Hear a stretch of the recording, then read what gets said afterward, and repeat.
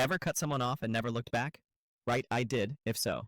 My brother raised his glass and called me a dropout. Dad laughed louder than anyone in the room, like the line had been rehearsed for years, like it was the punchline of a joke they'd been waiting to deliver, and suddenly every pair of eyes at the table turned toward me, waiting for me to react. I sat there with my glass of water, because I had long ago stopped trusting the wine at these family parties. Too many times I'd found myself drunk on resentment instead of alcohol, and I just smiled, though my jaw felt as if it had been carved from stone. Ethan, my brother, the Ivy League MBA, the golden boy of the family, tilted his head with that smug expression he had perfected in college, the one that said he could step on you in designer shoes and make it look like an accident. He was standing in the middle of his party, his engagement celebration that had morphed into a career victory lap, and with champagne dripping from his words he declared that he would be taking over my so-called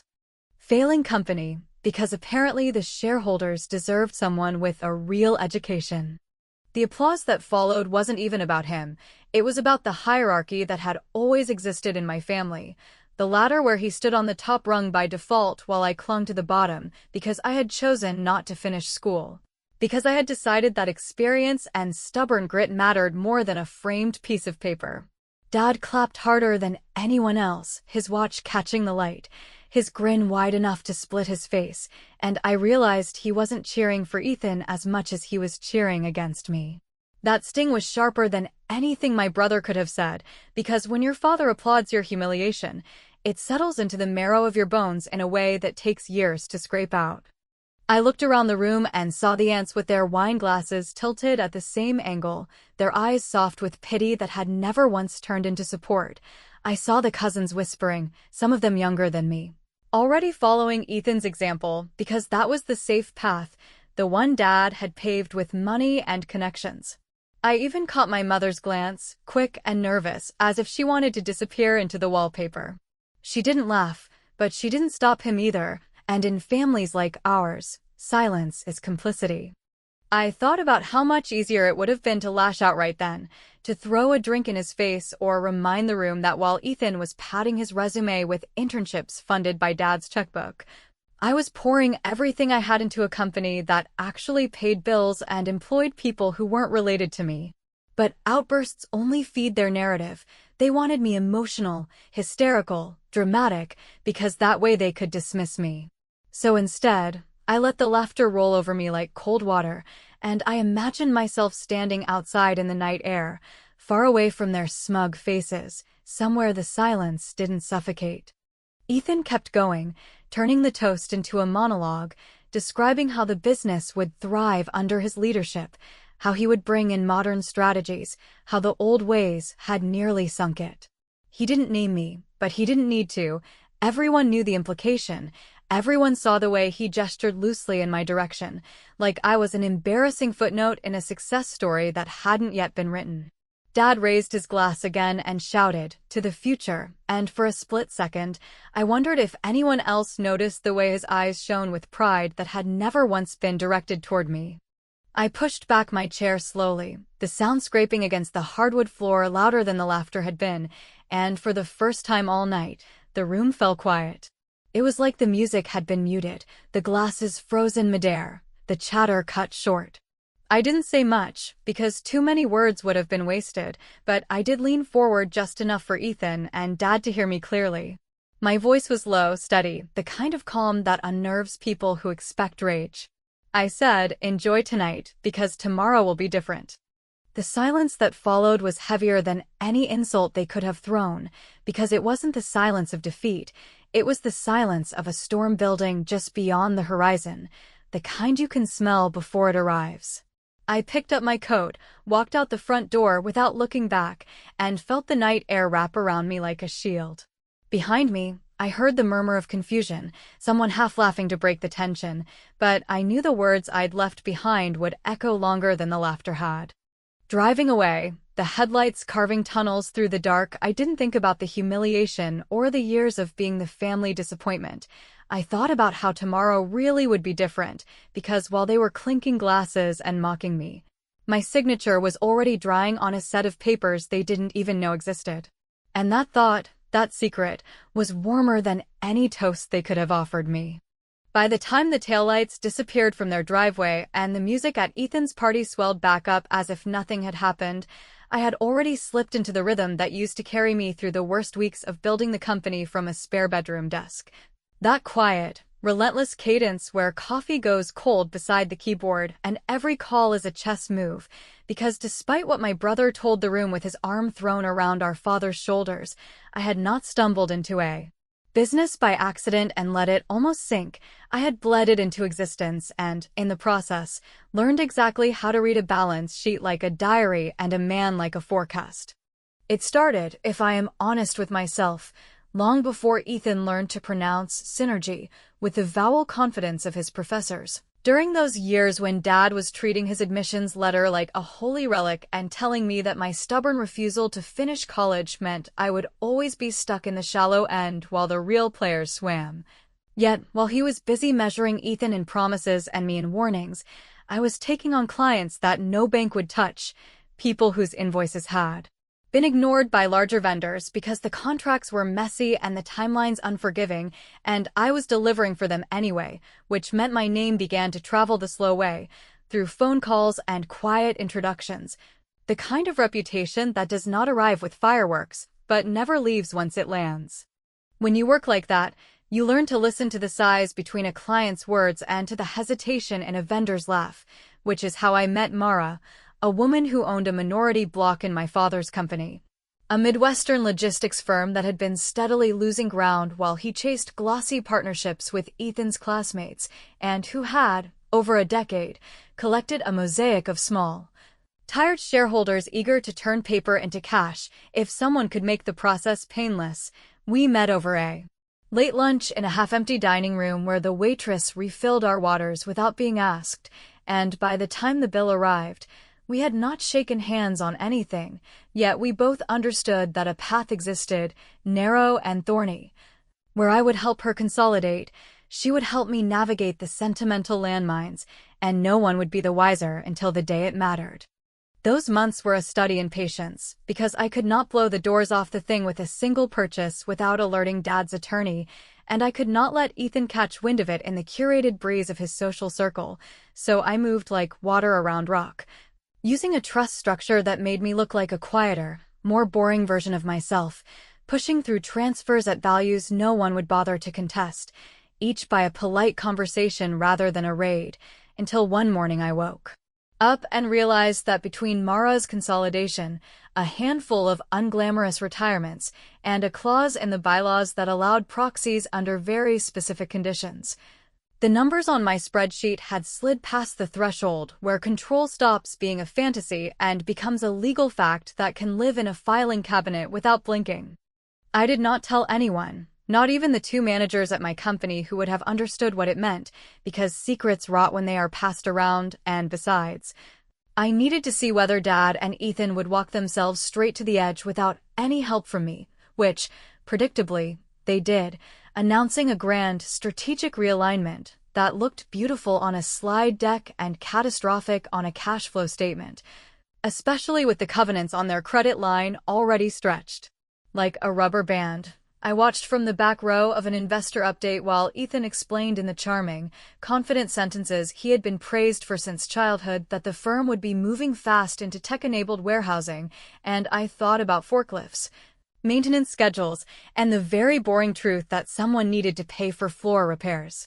Driving home from his party, with his toast still curdling in my ears, I pulled into my office parking lot and climbed the steps to the room where I keep the things I cannot afford to forget, opened the locked drawer, and slid out the folder stamped in blunt black letters with board resolution, which is not as cinematic as a secret deed or a ransom note, yet in business, it is the kind of object that changes weather. Inside was the draft resolution authorizing an emergency meeting under the deterioration of governance clause, a sentence I had tucked into a compliance update months earlier when no one was reading past page 3, and beside it the proxies that would be activated the moment notice went out. A stack of signatures gathered in quiet rooms from people who had once rolled their eyes at Dad's cigar smoke pep talks and were ready for someone who spoke plainly. I typed the notice with the kind of steady hands that used to abandon me during family dinners, scheduled the meeting for first thing Monday, attached the compliance memo that would make any attempt to stall look like a violation rather than prudence. And then I sent one last email that tasted, to me, like the smallest, cleanest form of revenge, not because it was cruel, but because it was precise. I wrote to the bank's relationship manager, a man who respects numbers more than surnames, and informed him that, in light of a change in control pending board ratification, I expected the discretionary marketing disbursement Dad had planned for Ethan's new initiative to be frozen until the vote concluded, which meant the celebratory Monday morning announcements would be starved of their funding before they made it to a press release. When the automated confirmation pinged my inbox and the outbox showed every recipient delivered, the office felt suddenly wider, as if a wall had been quietly moved while I was typing, and I sat there with the folder open, listening to the building settle, thinking not about triumph but about the decision I had made to let the blade turn slowly rather than swing wild, because slow movement leaves fewer casualties and reveals who keeps their balance. Still, I knew I had crossed a line I could never uncross, and as I locked the drawer again I heard my own voice from the party, low and even, promising that tomorrow would be different, which is why, before I turned off the lights, I took my phone and drafted a single text to Ethan that I did not send. Bring your best tie on Monday. The night after Ethan's party did not feel like a collapse, though by every family metric it should have been one, because the daughter who dropped out of school and disappointed her father had just been dressed down publicly. Yet instead of humiliation spreading through me like a fever, I felt something steadier, colder, as if all those years of condescension and dismissal had hardened into an armor I had quietly been building for this exact moment. I sat alone in my office with the city lights flickering beyond the window, the folder with the board resolution lying open across the desk, and for the first time in my life I was not bracing for their judgment. I was preparing for my own strike. A move so deliberate that even I could not decide if it was born of revenge or survival. The hours crawled into morning, but I stayed in that chair, replaying every slight and every lecture about how Ethan was destined for greatness while I was destined to learn humility the hard way. I thought about the night Dad drove me home from college after I told him I was leaving. He didn't speak the entire ride, only tightened his grip on the steering wheel until his knuckles whitened, and when we pulled into the driveway, he finally said, "You'll regret this when your brother is running companies and you're folding someone else's laundry." Those words were not advice, they were a prophecy he wanted to see fulfilled. And for years I let them fester inside me, until I built something on my own terms, only to be told once again, at my brother's party, that I was still the same failure who had stepped out of that car. But what Ethan never understood was that failure teaches you things success never will. While he had scholarships and internships and a safety net, I had only debt, clients with impossible demands, and the very real fear that one wrong decision would mean eviction notices instead of second chances. I learned to keep books balanced down to the cent, to know when a handshake was genuine and when it was an angle, to watch the pace of cash flow like a pulse that determined whether the heart of the business was alive or dying. Ethan knew theory, I knew survival, and the difference between those two skills was about to become the fault line that split our family's future. The final papers were waiting for me, documents prepared in dull legal language that would never make a dramatic movie scene, but carried weight far heavier than champagne toasts. My signature had already been placed on enough agreements to tip the balance, yet this set, the notice of emergency board session, the binding proxies, the statement of assumption of control, was the sword that would cut through every illusion they had about where power really lived. With one motion, I could freeze their accounts, block their initiative, and call into question the very authority Ethan had paraded in front of our relatives.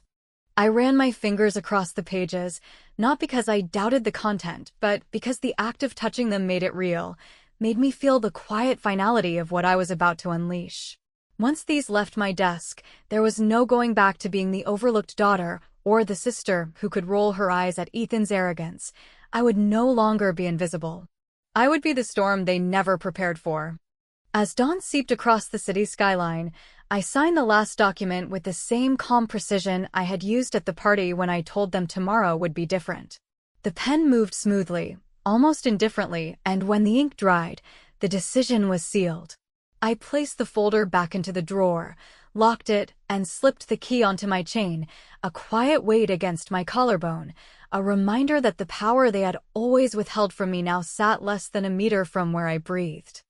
I did not sleep that morning. I showered, put on my simplest suit, tied my hair back, and looked at myself in the mirror not as the daughter of a man who had always doubted me, but as a woman about to make her family witness a truth they would not be able to laugh away. In silence, I drove to the attorney's office, handed over the envelope, and watched his secretary scan the documents with professional disinterest, not realizing she was witnessing the beginning of a shift that would leave an entire household reeling. When I stepped back into the daylight, the air felt sharper, charged, as though the city itself had registered the tremor of what had been set in motion. That evening, when Ethan called to ask if I was planning to apologize for my little dramatic exit, his voice carrying the careless confidence of someone who has never once believed his foundation could crack, I listened patiently, and when he finished, I told him only that he should get a good night's rest. He laughed, dismissive as ever, before hanging up, but I sat in the quiet afterward knowing he would not sleep so soundly once the news broke. The silence in my apartment was not the silence of defeat, it was the silence of something waiting, the hush before the avalanche begins to slide. And as I sat there, watching the clock push closer to the morning, I realized I was not frightened anymore, not of Ethan, not of Dad, not of the family machine that had run for decades on my invisibility. The next day, when they woke to find my name on papers they had never imagined could bear it, their laughter would finally die, and in its place would come the shock I had been crafting for years in plain sight. Morning did not so much arrive as it unfurled like a long ribbon pulled through the city's fingers. And while most of the people who had toasted my brother's triumph were nursing headaches and recounting his speech to one another with the lazy authority of those who believe they are on the winning side of history, I was already at my desk with the blinds open and the inbox populated by confirmations that had the clean, satisfying precision of dominoes falling in the exact order I had spent months arranging, because at 6 the notice to the board went out with the language I had drafted in the sleepless small hours. At 6:05 the bank's hold on discretionary disbursements posted to their internal dashboard with a tidy flag that would make any attempt to override it look like malpractice, and at 6:30 the wire copy of a brief, unadorned announcement landed quietly on the feeds that actually matter to the people who move freight and money rather than gossip and ego, which meant that by the time Ethan opened his eyes and reached for his phone, his first notification would not be a congratulatory text, but a link to a story whose second paragraph named me as the incoming majority owner pending board ratification under a clause he had never read. I did not savor the moment the way movie characters do, because the truth is that real victories arrive with the same mundane formatting as calendar reminders, yet I allowed myself one breath, long and slow, before I picked up the phone and called Mara to thank her for being the kind of ally who recognizes that slow power is sturdier than loud power. She told me that her email had already pinged twice with notes from shareholders who, after years of weathering grandstanding memos and thin quarterly updates, were ready to show up to a meeting where the numbers would be the headline rather than the afterthought, and I told her that for the first time since I left school I felt like the ground under my feet belonged to me. By 7 I was in the car, and by 7:30 I stepped through the revolving doors of my father's building, where the lobby smelled faintly of lemon cleaner and the receptionist's fingers hovered uncertainly over her keyboard because her screen, like everyone else's, was already lighting up with the company news that carried my name, and though she tried to find a script that fit the moment, I spared her the effort by offering a good morning that was friendly but final, then took the elevator alone and watched the floor numbers count upward as if they were measuring not height but the years between us, the stretches of time in which I had been told to stay in my lane while Ethan merged across 6 lanes without signaling. The executive floor was quieter than usual, the hush of people reading with shock rather than working with purpose, and as I walked past the framed photographs of ribbon cuttings and golf outings and scholarship dinners where Ethan's grin did most of the labor, I caught in the glass the reflection of a woman who looked neither triumphant nor afraid, only focused, like a surgeon moving toward an operation that cannot be delayed without consequences. I pushed open the glass doors to the conference suite and found the long table already set with water pitchers and notepads, the kind of neutral civility that corporations trust to soften the edges of conflict, and I placed my folder at the head of the table.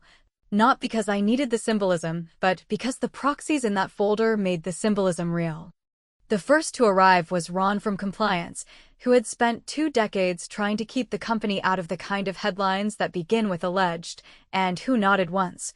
The way a man nods when he finally sees a plan that actually considers risk rather than dressing it up as innovation. Then came 2 regional managers I barely knew outside of quarterly calls, both of whom took their seats with the careful neutrality of men who have seen leadership change and survived it, and finally Mara, who sat on my left and laid her pen across the agenda as if she were pinning a map in place. The door banged open at 8:10. Because of course Ethan would choose entrance over arrival, and he swept into the room with Dad right behind him, both of them flushed, their ties askew, their eyes darting from face to face in a quick inventory of allegiance. And when those eyes landed on me at the head of the table, something in Dad's posture faltered, not from fear, but from the first heavy recognition that the scaffolding he had built around his son had met a load it could not carry. Ethan slapped a printout of the Wire story onto the table and demanded to know what game I thought I was playing, then reached for the decanter of water as if pouring a glass could reassert control. Yet his hand shook just enough to send the stream unevenly into the tumbler, a small tremor that told me more than his words. I did not answer his question, because the game I was playing had ceased to be a game the moment the bank froze his marketing cash and the board clock started, so instead I turned to the room and, with the same measured tone I had used when I told him to enjoy the party, I announced that, under the deterioration of governance clause adopted in last year's compliance update, an emergency session had been duly called, that a quorum was present or represented by proxy, and that the first motion on the floor was to suspend all non-essential expenditures pending review of capital structure and covenant compliance, which functioned as revenge not because it humiliated them in public, but because it stripped away the one currency they had always valued more than respect, namely the ability to spend other people's money without accountability. Dad started to object with the weary certainty of a man who expects rules to bend around his insistence, but Mara slid the stack of proxies across the polished wood with a quietness that felt ceremonial. And as signatures and percentages were read into the record, the atmosphere changed in that precise, almost audible way that rooms do when power migrates from presumption to paper. I watched Ethan's jaw clench, watched Dad's eyes flick to the door as if an exit could undo a vote, and then, when the motion carried, I allowed myself to look directly at my brother and tell him that the second motion concerned interim leadership pending a formal search, at which point the room inhaled as one organism. And he leaned forward with the brittle smile that had fooled so many faculty panels, and I said, without raising my voice, that I would entertain nominations. The pen in Ron's hand tapped once against the agenda, someone cleared a throat that did not need clearing, and the clock on the wall registered the minute with a soft mechanical click. After which the conference phone lit up with an incoming line from the bank's risk officer requesting to be admitted to the call to discuss the status of the company's covenants, and as I reached to press accept, Ethan's chair scraped backward in a fast, angry motion, the beginning of an outburst he would not be able to contain, which is exactly where I wanted him when the voice on the speaker said, calm and precise, that until the board confirmed a responsible control party, further draws would be halted and collateral revalued. A sentence that dropped into the room like a stone into deep water, sending circles outward toward everything they thought was untouchable, and I looked at my brother, not smiling, and said, "Shall we proceed to nominations?" The bank's risk officer finished his measured statement, and the speaker light went dark, Yet the sentence he had delivered remained suspended in the air like cold breath in winter. And while Ethan tried to recover with that brittle charm that works on panels and parents, but fails in front of ledgers, I opened the folder, slid the interim leadership motion into the center of the table, and described,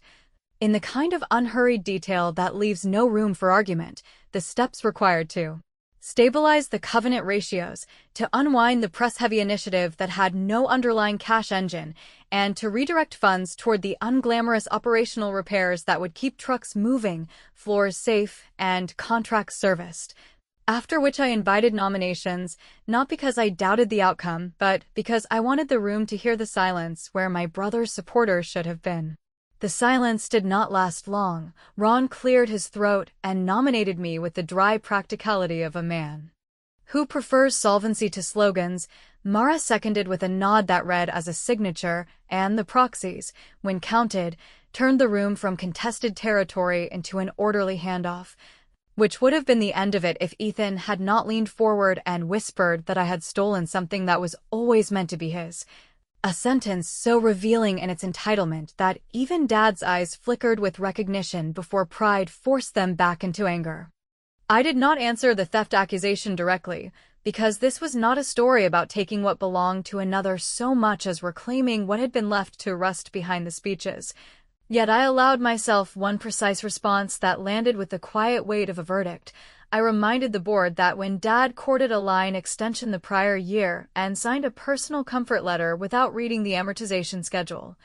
it had been my company's cash, routed through a vendor partnership I had negotiated and guaranteed with receivables that my team collected the hard way, that kept payroll smooth and audit questions at bay. A fact I had not weaponized then, because family had still meant a set of obligations that could be met without humiliation, but which I would now place on the record to correct the mythology. The vote was called, the ayes carried by a margin that would read as dull in the minutes yet felt, in that precise instant, like a door closing softly on an old house, and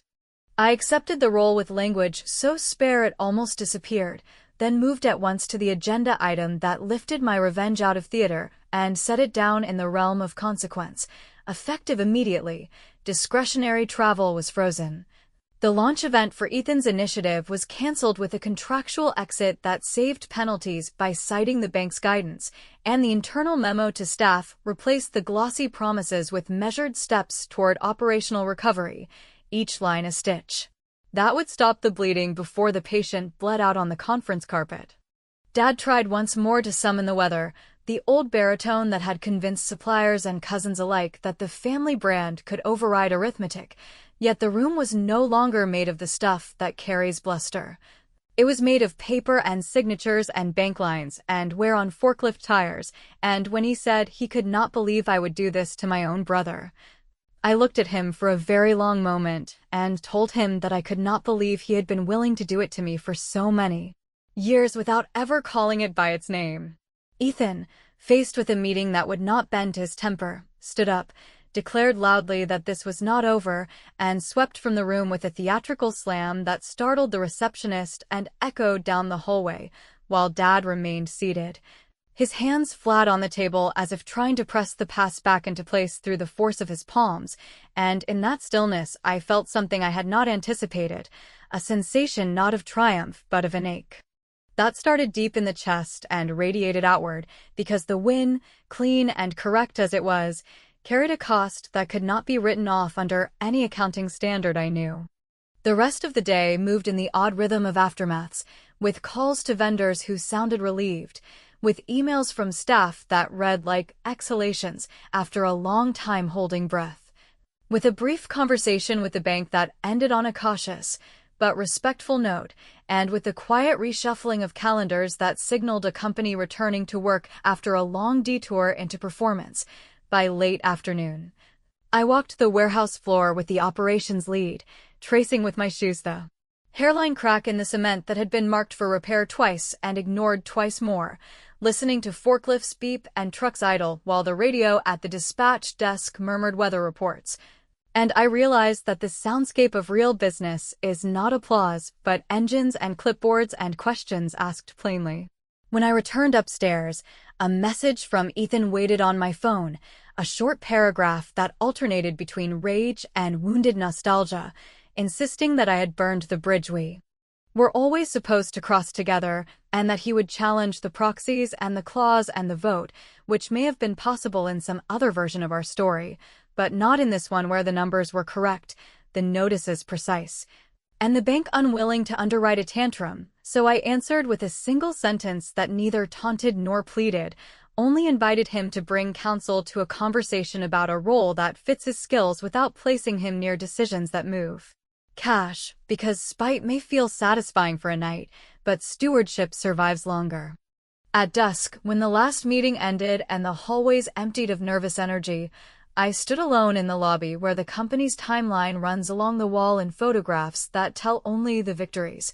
and I traced with my eyes the years while asking myself a question that had waited patiently beneath the revenge. Whether the girl who left college and sat ashamed in the passenger seat while her father gripped the wheel had engineered this moment to protect something valuable or to punish something cruel, and whether those two purposes are ever cleanly separated in families that use success as love's currency. The doors slid open with a hush, and the night carried in that faint hint of rain that cities exhale before a storm, and I stepped outside with the knowledge that the papers held, the bank held, the board held, and that tomorrow the staff would come to work under a memo with my signature at the bottom. Yet none of that settled the question that remains when the noise fades, the question that has the shape of a doubt and the weight of a vow. When I finally sit across from Ethan and Dad without a table, without a vote, without a bank on the line, will I choose to end the war I won or learn, to my own surprise, that I have become the kind of general who only feels alive when the map is marked in red?